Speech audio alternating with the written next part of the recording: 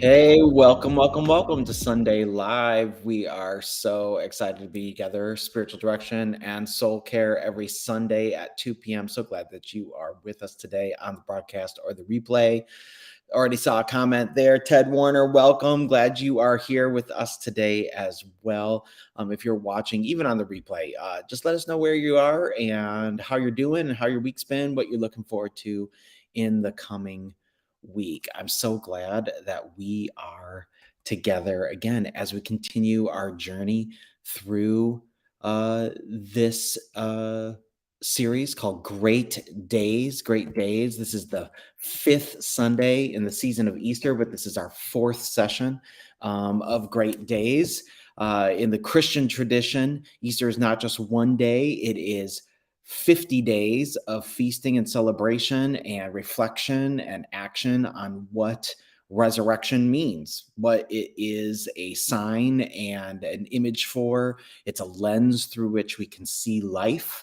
And like I always say, I believe Easter invites us to be people, human beings who are focused on possibility, on creativity, getting, like I always like to say, an imagination for transformation.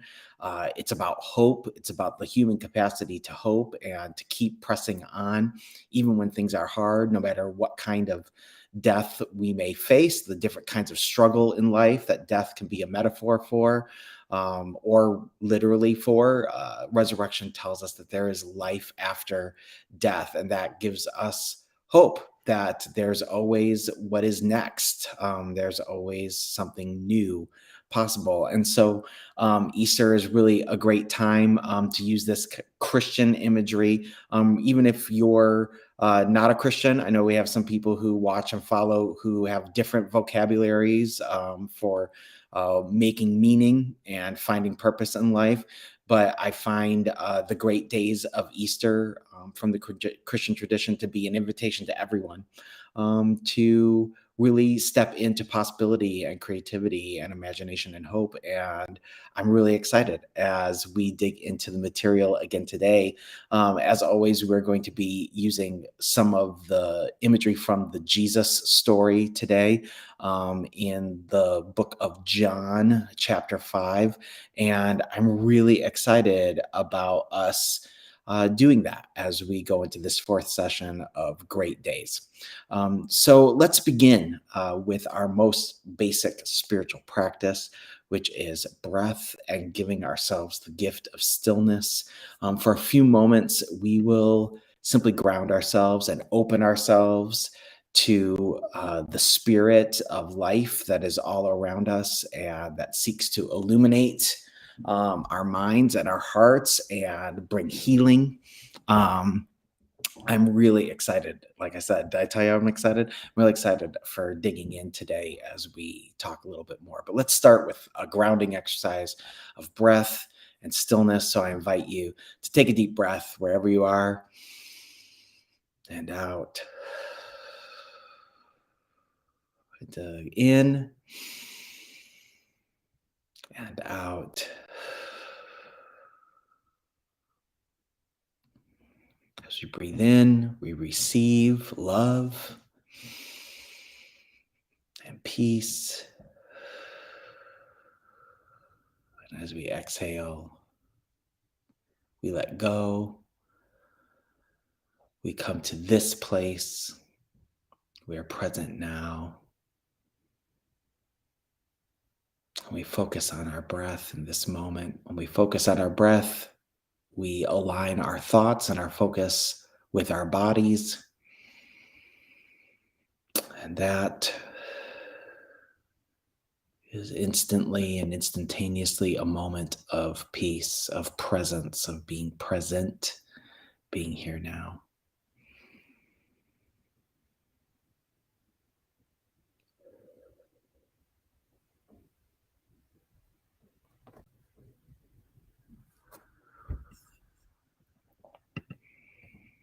One more breath in.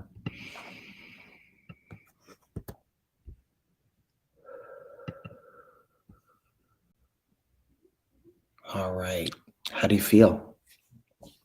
Isn't it amazing the gift that we can give ourselves just by simply be being still, coming to stillness, being together, being with ourselves, being present. Mm. So today we are continuing our series, Great Days. We are in session number 4, part 4.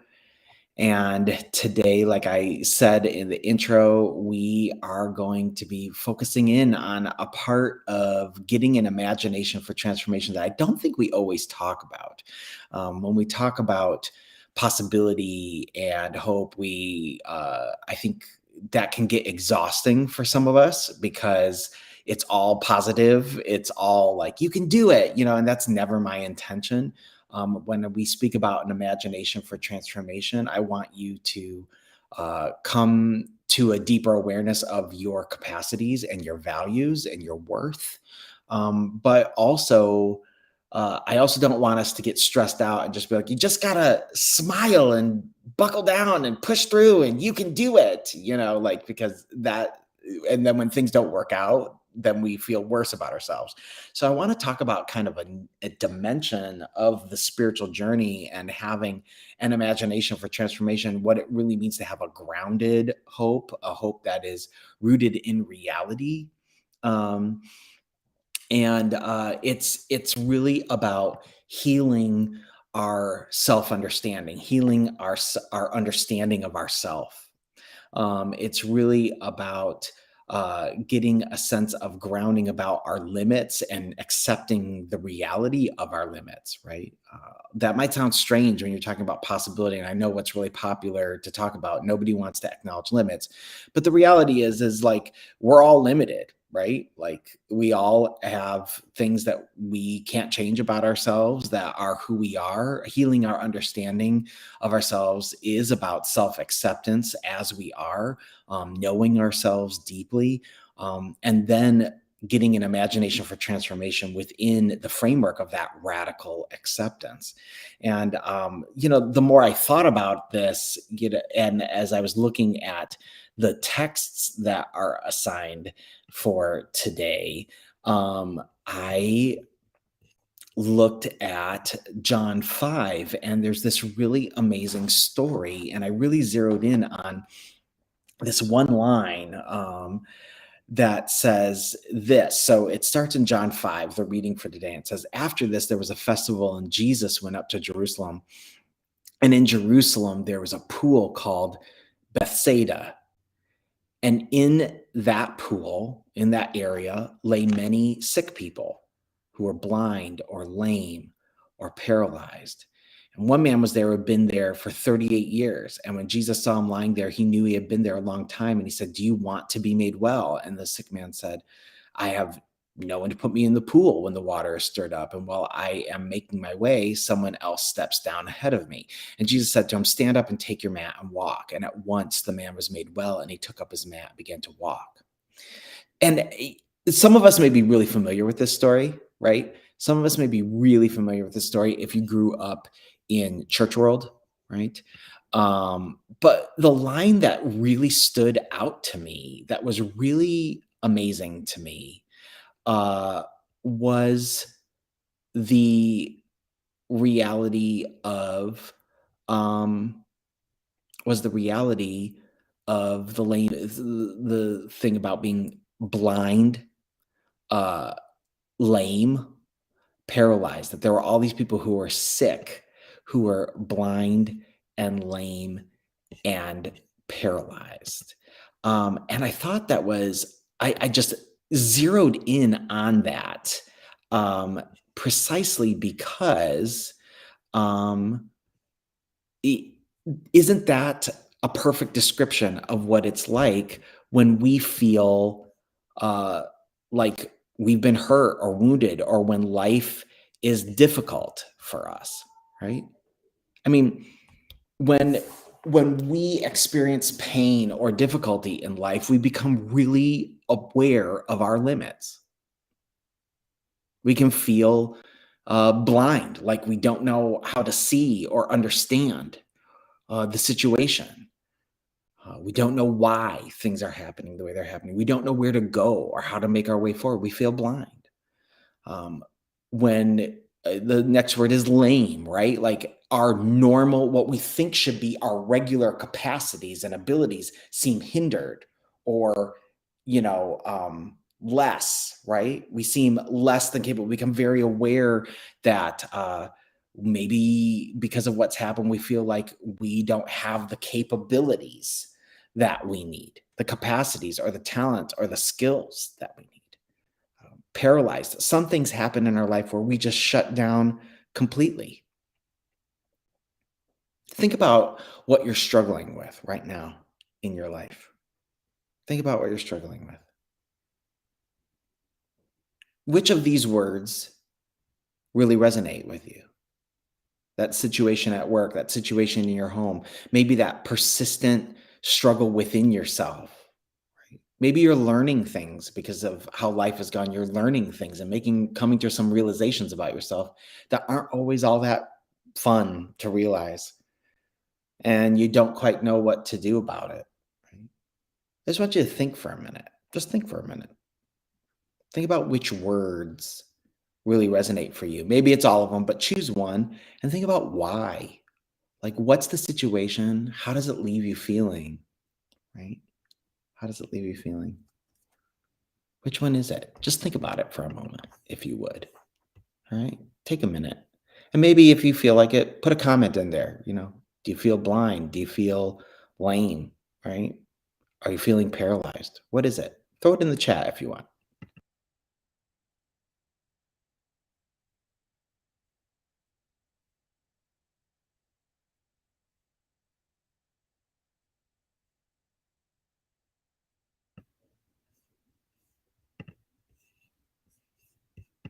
So, as I was thinking about these words, blind, lame, paralyzed, right?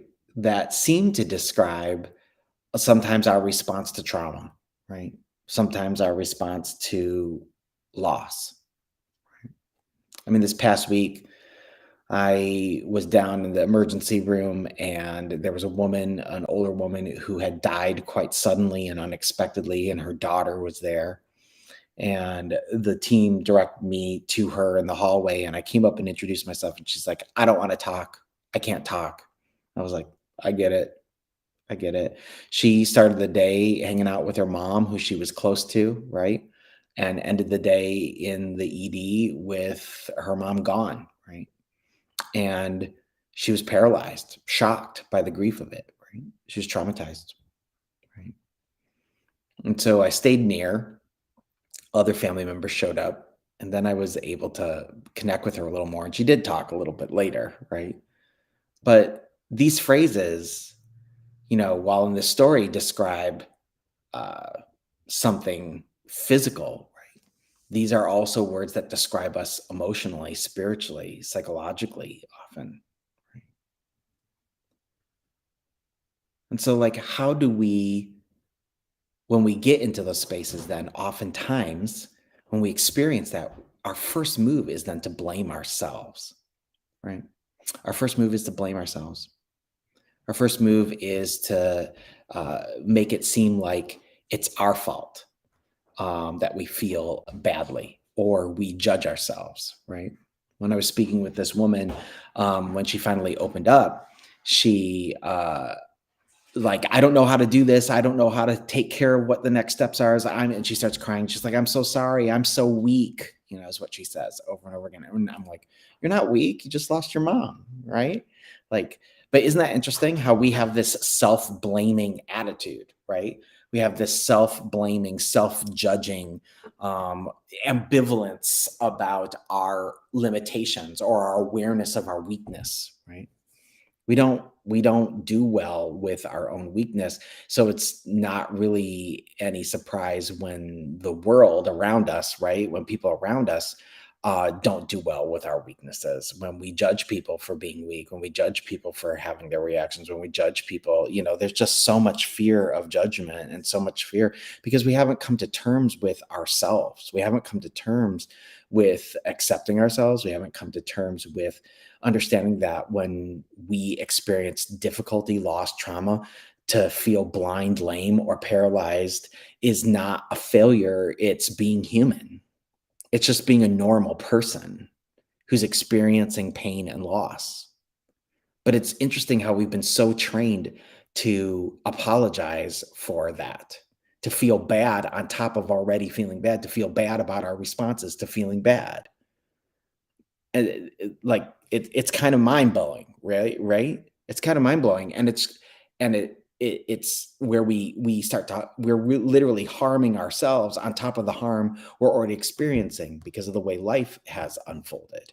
It's really amazing to me, and it's sad too to me too because so much of this gets reinforced in the ways religion ends up talking about what it means to be a human, right?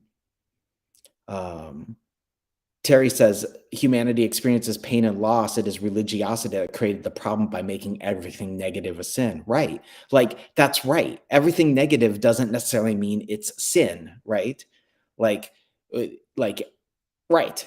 Absolutely. Absolutely. Like, and so we have this moralistic overlay, this moralistic lens that we're looking at ourselves and each other with, right? And then we wonder why we're all walking around wounded and we can't get to healing because that lens is keeping us from really seeing each other and seeing ourselves as we really are, right? To stop laying over a good, bad, right, wrong layer or framework to understand what is just naturally happening, right? You're like this woman, right, who lost her mom that day. It's not wrong. She's not failing that she feels overwhelmed and that she's in that overwhelm, recognizing that she doesn't know how to handle the next steps of funeral home processes and burial processes and steps, the processes and logistics that have to be figured out. You don't have to know that stuff in life until you need to know it, right? So you haven't done anything wrong, but isn't it amazing that the first step is like, I must be doing, oh, I can't do it. I'm so sorry. I'm weak. I don't know anything. It's like, you don't have to apologize, right? But even that is a low grade way of the way we judge ourselves, right? And that's the root of judging everyone else, right? So it's really key that we heal our self understanding, right? That we come to accept ourselves, that we don't judge ourselves in a difficult situation for being confused and not knowing which way to go and experiencing a kind of blindness. It's not, we shouldn't judge ourselves or feel like we failed because we've realized that we've come up against something. We've lived long enough for life to be difficult enough for us to become aware that our capacities, our abilities, our talents, and our skills have reached their cap in a certain area, and we might need help, right? To stop judging ourselves for having a limit on our capacity or to even be completely shut down and paralyzed by what's happened. That's not you doing something wrong. And I see this almost on a daily basis in my work, right? I see this with all of us, and I see it in myself too. Our first move is to always judge ourselves, to always apologize for simply being a person. And that's kind of ludicrous when you think about it, not for the least fact that you can't be anything else. You can't be anything else. You can only be yourself, who you are, with your skills, limits, gifts, abilities, faults. You can only be yourself. You can only be what you are. And that is good enough. That's good enough. And the flat spots or the limits or whatever aren't failures. They're just the places where you get to realize that you could use some help, right? It's your puzzle piece, right? Like when you look at a puzzle piece, right? A puzzle piece has parts that is all uneven and there's shapes and it's not a perfect square, right? It's got parts missing, right? But that's the part. That doesn't mean that it's wrong or bad. It means that the parts that are missing, right, only let you know what kind of person or piece you need to connect with so that you can get a little more whole, right? That's all it is. But we make this a big deal, right? We react to this in such a weird way. And I think it's because we've been trained to think this way. Right? So we have to heal our self understanding. I found this really awesome quote. I recommended this book last week. It's called How to Love by Thich Nhat Hanh. It's part of his series, How To series. These are sweet little books with really easy, digestible little sections in them. And I read this today about friendship, right? Because what we're talking about really, when we learn to accept ourselves and heal our self understanding, is learning how to be a friend to ourselves. The things I'm saying to give to yourself are things that you would probably naturally give to somebody else when they're not feeling good about themselves, or they're paralyzed, or they're in a hard space. You go there and you'll be there for them, right? I'm saying that you got to do that for yourself too, right? And Thich Nhat Hanh says, be a friend to yourself. If you are a true friend to yourself, you can be a true friend to a loved one. Friendship and loving kindness can last very long and can continue to grow. So, if we're going to get an imagination for transformation and continue to grow, we have to learn how to befriend ourselves, heal our self understanding, give to ourselves what we would automatically give to others when they are feeling down, blind, unable to cope, or just completely shut down. We have to offer that to ourselves. So, what do you think? What do you think? Are you picking up what I'm putting down? Maybe put a comment in the chat, even on the replay. Let us know what you think as we talk about how do you need to heal your self-understanding. I asked earlier, what's the situation where you feel blind or lame or completely frozen in your life, right? Do you blame yourself for that? Do you feel bad? Do you say things like, well, I'm XYZ age, so I should know better. I shouldn't be acting out like I should, blah, blah. Really? Really? You shouldn't? Or is that just who you are?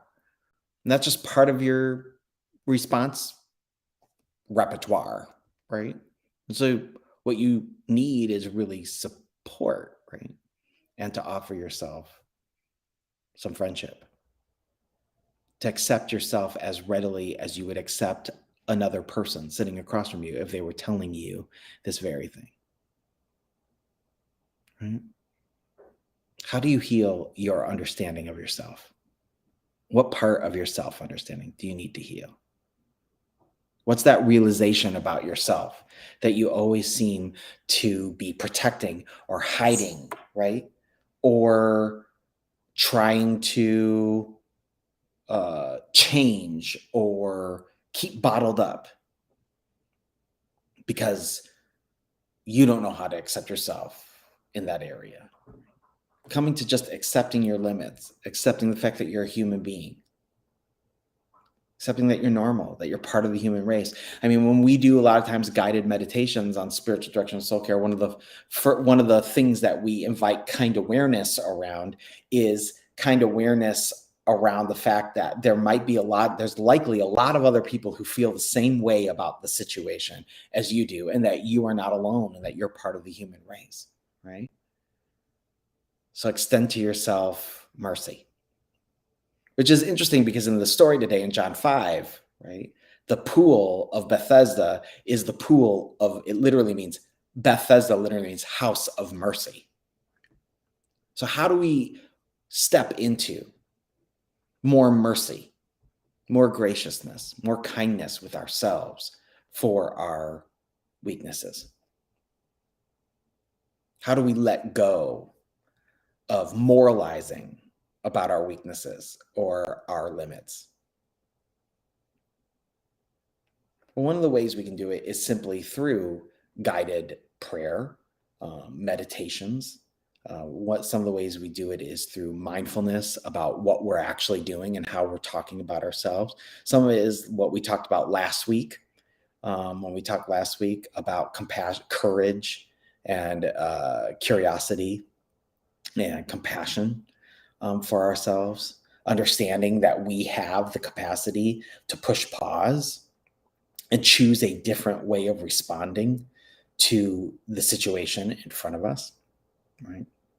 To help us let go of grief. Because ultimately, judgment, I think, is really a cover for grief, because this can be really difficult and being ourselves can be hard at times. And it just, at some point, once we get past the frustration, you just feel sad about it, right? It's really about grief, right?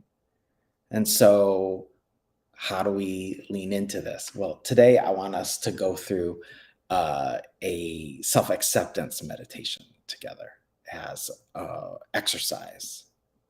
around healing our self understanding, healing and accepting ourselves, our limits, our responses. You could say, this type of a situation always triggers me, right? And then I feel bad about it. I'm sorry I get so triggered by X. Well, you don't have to apologize for it. That's part of your story. So those things trigger you. It's not wrong to be triggered by what's triggering. It's not wrong to be angry at what's angry making. It's not wrong to be frustrated by what's frustrating. See? So it's like just moving past that and stop apologizing. Stop apologizing for who you are, where you are, how you feel, what's going on, right? That's one of the first steps too to healing our self-understanding. So let's move into this self-acceptance meditation. And I think this is a really powerful exercise that helps us do this healing of our self-understanding. Okay. So, what I'm going to do here is, let's see here. Let's get it set up, and then let's make sure that we can, yeah, let's see here. I'm going to disable the camera, okay? So you can just listen to the sound of my voice, and we can go from there. Does that sound good? All right. So let's see here. Let's get all set up. And maybe we'll show this. Okay. Little pretty piece of art. And let's move into a meditation on self-acceptance. Okay. This meditation is about healing our understanding of self. Self-acceptance means accepting ourselves for who we are at this very moment. It means relating to ourselves the same way we would relate to someone for whom we love and care deeply. And when we accept ourselves, we permit ourselves then to be human, to fail, to make mistakes, to learn, to grow. We accept our limits instead of feeling somehow less because of them.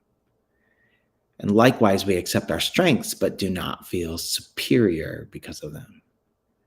Self-acceptance means that you allow yourself to be as you are. So I would like to ask you to close your eyes right now if you haven't done so already. I'll try to focus your attention on your breath and just notice how you breathe in and breathe out. Allow yourself to do just that. Breathe in and breathe out. There's nothing you need to achieve or become in this moment. In this meditation, you cannot fail or succeed. Just see how it goes. Simply breathe in and breathe out. Feel how the air flows through your nose, how your chest expands when you breathe in, and how the air moves out when you exhale. And follow the breath like this for a few moments. Just in and out.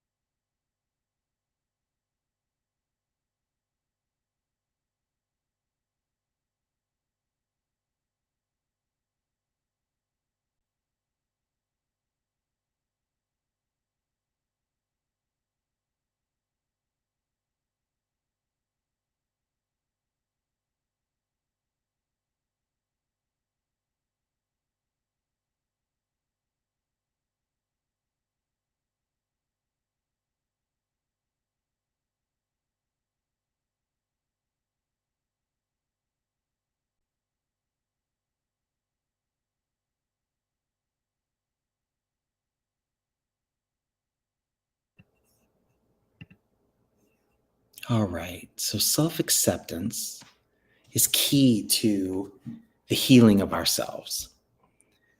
And so, as the term suggests, it's about self. But who is this self? Who are you? So let's go and explore how you developed. For this, I'd like you to ask you to go back with me in time as kind of a mental exercise. Imagine the moment you were born, the moment you came to this planet as a baby. You had no idea about right or wrong, no idea about anything. You just were. You were looking at this world with brand new eyes. Try to visualize yourself as a baby as vividly as possible.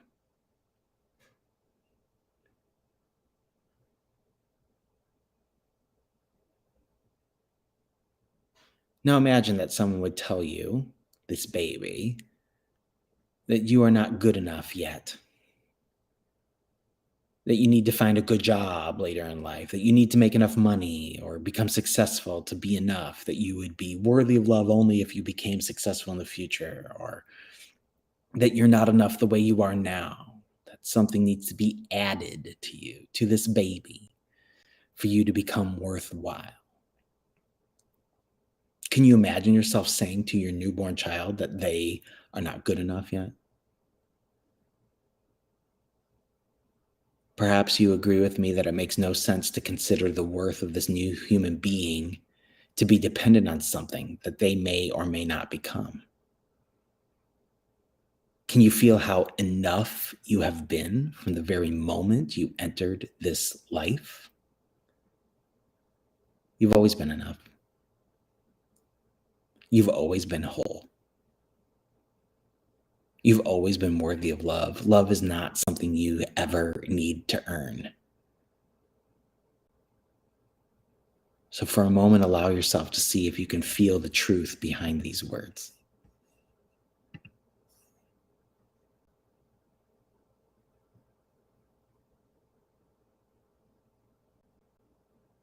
Now, let's slowly move into the future.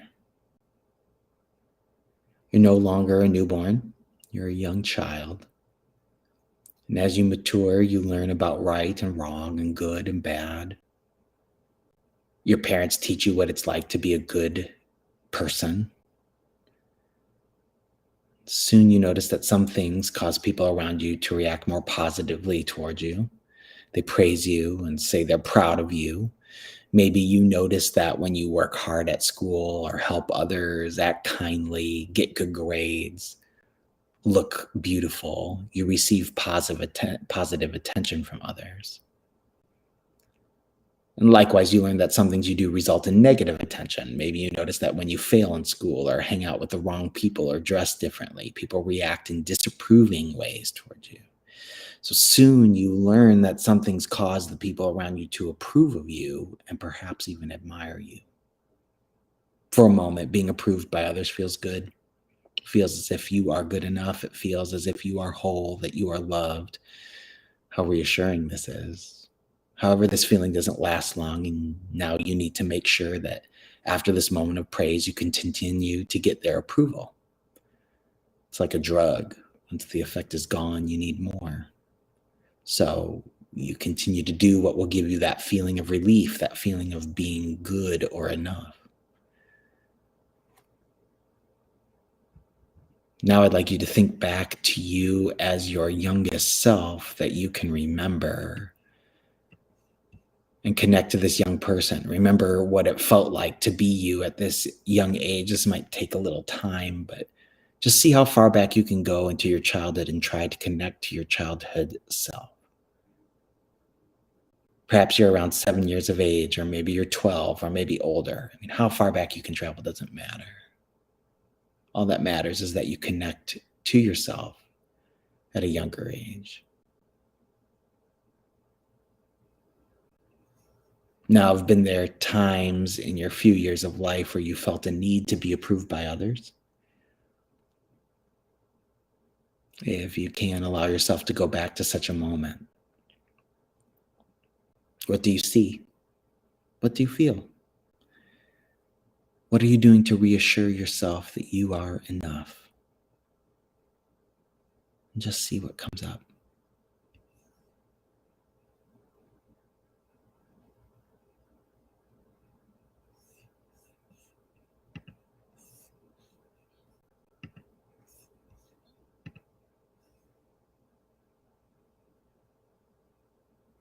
Now continue to move forward in time. As you grow older and become more mature, you continue to be exposed to a world that appears to have rules for a successful human being that define things or action that people need to do or achieved to be considered valuable or worthy. Depending on your environment, you may learn that things like money, status, appearance, intelligence, power, and physical strength are important. These things are important because they reveal information supposedly about your worth. So for a moment, try to remember what it was like when you were a teenager or a young adult. Visualize yourself around this time as best you can. What was important to you at that age? What were you striving for?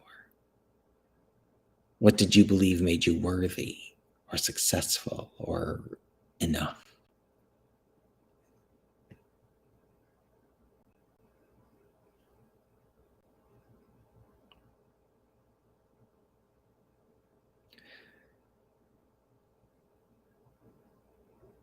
So far, we've explored what we call your conditions of self-worth. Conditions of self-worth are those things that we believe make us lovable or enough. And we strive for these things so that we can feel that we are loved unconditionally. Many people live in constant fear of being not enough, and as a result, they spend their entire lives trying to live up to the expectations and standards that surround them. These standards are conditions. Hence, most people suffer from what we call conditional self-acceptance. And we accept and love ourselves as long as we meet those standards. Okay, so now come back to this present moment. Keep your eyes closed, but bring yourself back to where you are, sitting here in this room, listening to my voice. Consider your current life. Are there standards that you've picked up during your life that you are using to evaluate yourself today? What are they? How do you know these standards are still influencing you today? How do you feel when you are not able to meet these standards?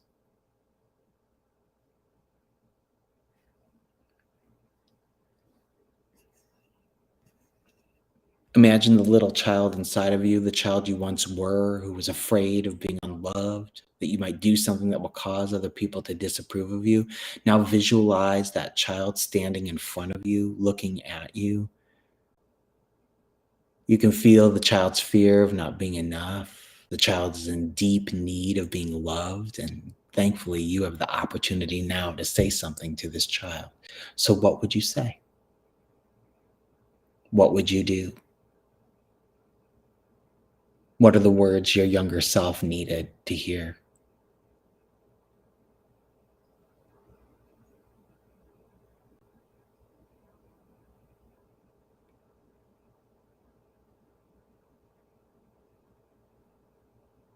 Can you now see that you've always been worthy of love from the very first day you arrived? Can you see that everyone is equally worthy from the time they are born until the time they die? As a child, you may achieve little, and yet you are still precious and worthy. And when you are old or ill, relaxed or asleep, or simply doing nothing, you still are worthy. Your worthiness cannot be measured. It can never change. During your lifetime, you may do bad things, but these things don't make you a bad person. Similarly, you may do good things, but these don't make you a good person. Your worth is always there, along with your potential to grow and learn from your mistakes. Since you cannot measure or change your worth, there is no point in being concerned about it. As best you can, let it go. You are enough just the way you are. Rather than seeking out your worth, devote your time to learning, exploring, growing, connecting, and enjoying life. We can't control whether other people appreciate us or accept us, but we can learn to accept ourselves. Now, if you're ready for it, you can decide to become more accepting of yourself intentionally. And this is a moment in which you can decide to see yourself for who you are rather than what you believe you should be. This is a moment in which you can decide to see yourself for who you are rather than what you believe you should be. So to start with, allow yourself to be exactly as you are at this moment. Peaceful, triggered, happy, sad, feeling good about your achievements, feeling limited by your lack of abilities, whatever it is. Whatever you feel at this moment, whether it's pleasant or unpleasant, allow it to be there. This is you at this moment, and that's okay. You're okay the way you are right now, regardless of what you think or feel. Just notice what goes on in your body. Maybe there's tension in your shoulders or pain in your stomach. Maybe you feel relaxed. You may feel nothing at all. It's all good. If you want, you can say to yourself, it's okay, whatever I feel, it's okay. Just let go of the need to mold your feelings into something different. This is you at this moment, and that's enough. And finally, if you'd like, you may silently repeat the following phrases to yourself. May I accept myself for who I am right now.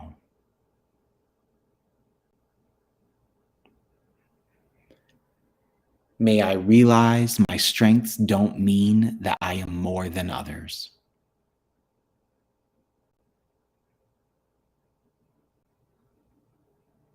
May I realize my weaknesses don't mean that I am less than others. May I accept my imperfections. They don't define me or take away from who I am. May I feel and deeply know that I am enough now and that I will always be enough, regardless of what happens. May I realize that I deserve to be loved now the same way as I deserve to be loved when I was born.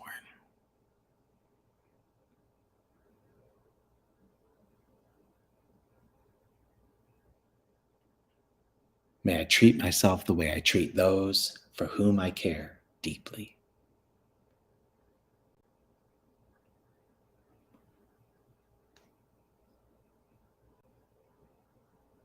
And now for a moment,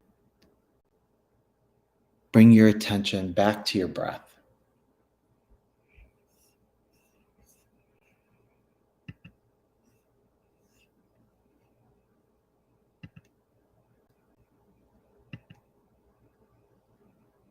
And you can open your eyes.